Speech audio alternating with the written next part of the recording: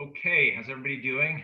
Today's the 13th. We wanted to give another update on our fundraising efforts for the Chase Children's Home in Portsmouth and an update on our mileage. So far, the team has run about 1,550 miles, so still hammering away, more than halfway to the goal there.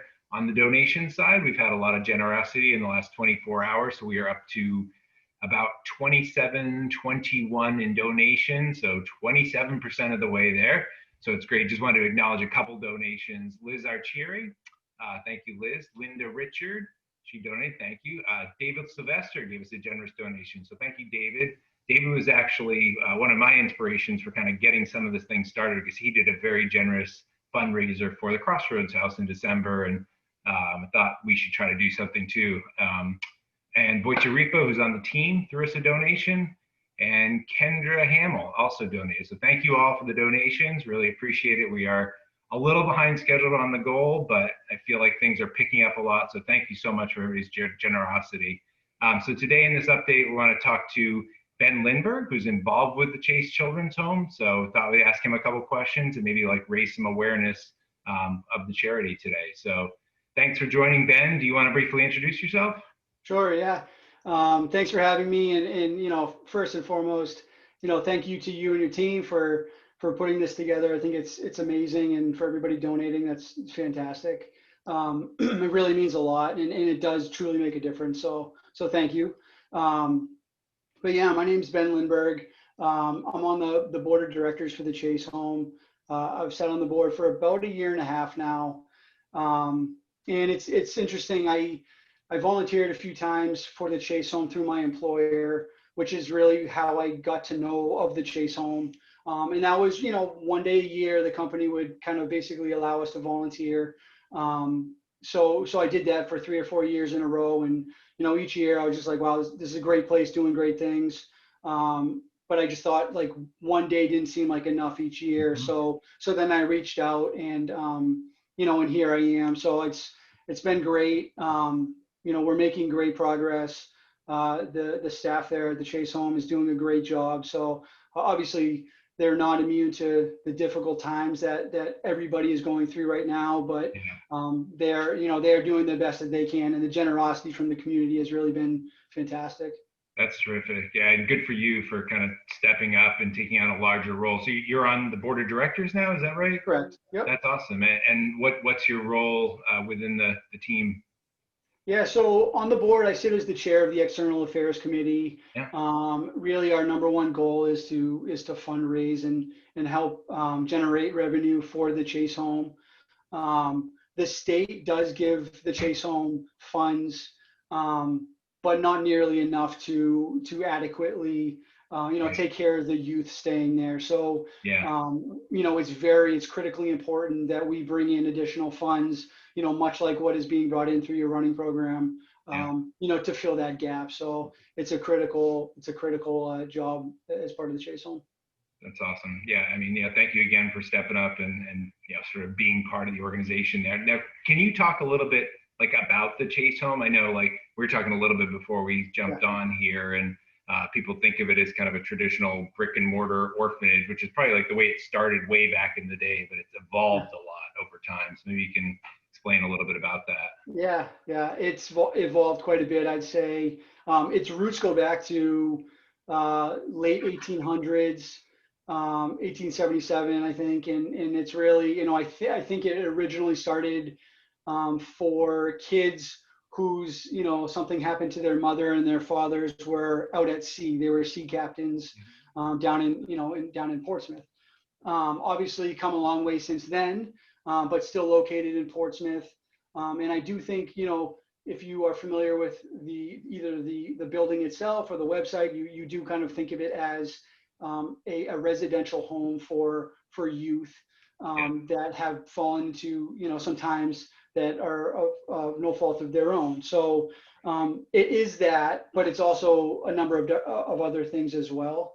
The youth or the Chase Home also provides additional services to kids either that have been through the residential program and are transitioning back into like home life, but they also support families to prevent a child in that home from actually coming to the home. So a lot of in-home services provided by the Chase Home, supporting the Seacoast community.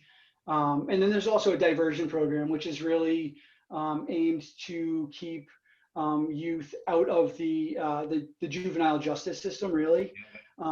So that's a great program also that really helps kids kind of stay on the right track and succeed that way. So so it has a number of different arms to it. So the Chase Home does a lot for the community. That's amazing. Yeah, it really seems like it's evolved to kind of meet the times and the demands Right. and challenges that we have right now. So during like the pandemic, everything has gotten more complex. I would imagine that's true for the Chase Home as well. Can you speak to any of the new challenges that have been created? We can sort of use our imagination, but I'm curious from somebody who's involved. Yeah. Yeah, for sure. I mean, operating costs have gone up just Yeah, due to the need to backfill staff who may have been having to quarantine or even infected with COVID. So that has certainly happened. We have, the youth there. A lot of the youth there are going to school at yeah, various schools, and some of the schools have had cases, which means that that youth now has to be schooling from home or yeah. from the Chase Home, which means we need to bulk up staff in order to accommodate that. So it's much like it is in a lot of households. It's just at a greater scale, really, with more kids. It's just these times are kind of tough on everyone, and the Chase Home is no Yeah. different. Wow, gosh.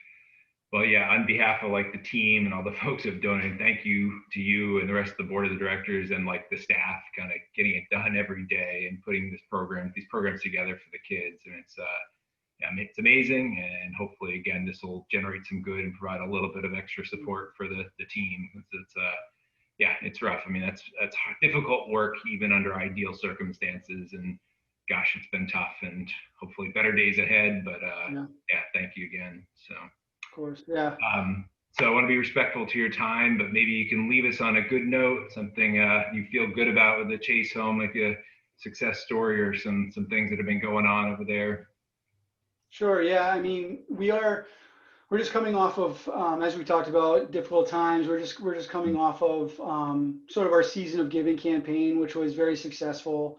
We saw great community outreach between just people, businesses. Like, we just saw a great outpouring of support. So thank you to everybody that supported as part of the season of giving. It made a huge difference. And also, I'll say that there's been some great stories within the Chase Home, and some of the youth that have gone through the program and gone through their schooling, and then off to college or the military. And this is really a place that gives these kids something that they couldn't get before, and that's a home. So the work is crucial, and the running clubs and the people out there that are helping support the Chase Home are what enable us and the Chase Home staff to support this cause. So really, it's a thank you to everybody Awesome. out there. Cool. And just a last thing, if somebody wants to reach out and provide additional support, even beyond financial support, to Yep. volunteer, should they just go through the website, or what's the best way to go about that? Yeah, I think the website is probably the best bet, and that's chasehome.org. Okay. And from there, yeah, there's certainly paths to give a monetary donation, but there's also contact information if volunteering was more in line with what you were looking at. Yeah. So yeah, I mean, volunteering is tricky right now with everything going on, in-person volunteering anyway. But either way, I think the website's probably the best avenue for that. Okay. Terrific. Well, thank you again, Ben, for everything you do and everything the team is doing down there. We look forward to kind of continuing the donations and hopefully giving you guys a good chunk of change to work with. It was wonderful talking to you. Really good to meet you. And thanks again for doing this. Yeah, thank you. Keep it up. Appreciate it. Okay. Thanks, Ben. Thank you.